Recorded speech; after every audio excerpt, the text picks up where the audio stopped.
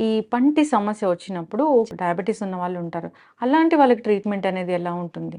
Gums infection వల్ల diabetes ఎక్కువ అవటం, డయాబెటిస్ ఉన్నందువల్ల గమ్స్ ఇన్ఫెక్షన్ తగ్గపోవటం ఇది ఒక సైకిల్ మాదిరే నడుస్తూ ఉంటుంది. ఇప్పుడు మామూలుగా systemic health disturbances with dental health అనేది హార్ట్‌కి సంబంధించిన విషయాల్లో ఉంటుంది, లంగ్స్‌కి సంబంధించిన వాటిలో ఉంటుంది, ఈవెన్ డయాబెటిస్‌లో కూడా ఉంటుంది.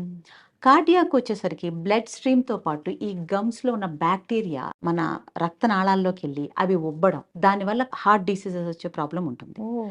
At the same time respiratory అంటే లంగ్స్‌కి సంబంధించి నోరు డ్రై అయిపోతుందండి. డ్రై అయిపోయినప్పుడు ఈ గమ్ ఇన్ఫెక్షన్స్‌లో ఉన్న బ్యాక్టీరియా ఇన్‌హేల్ అవుతాయి. అవి లంగ్స్‌లోకి వెళ్ళడం, న్యూమోనియా రావడం, సిఓపీడీ, బ్రాంకైటిస్ ఇలాంటి ఇష్యూస్ కూడా వస్తూ ఉంటాయి. అలాగే డయాబెటిస్‌కొచ్చేసరికి డయాబెటిస్ ఉన్నందువల్ల గమ్స్ ఇన్ఫెక్షన్ హీల్ అవ్వదు. గమ్స్ ఇన్ఫెక్షన్ ఉన్నందువల్ల డయాబెటిస్ మెడిసిన్ రెసిస్టెన్స్ అవుతా ఉంటది. సో, ఇవి 2 సైకిల్ మీద నడుస్తానే ఉంటది.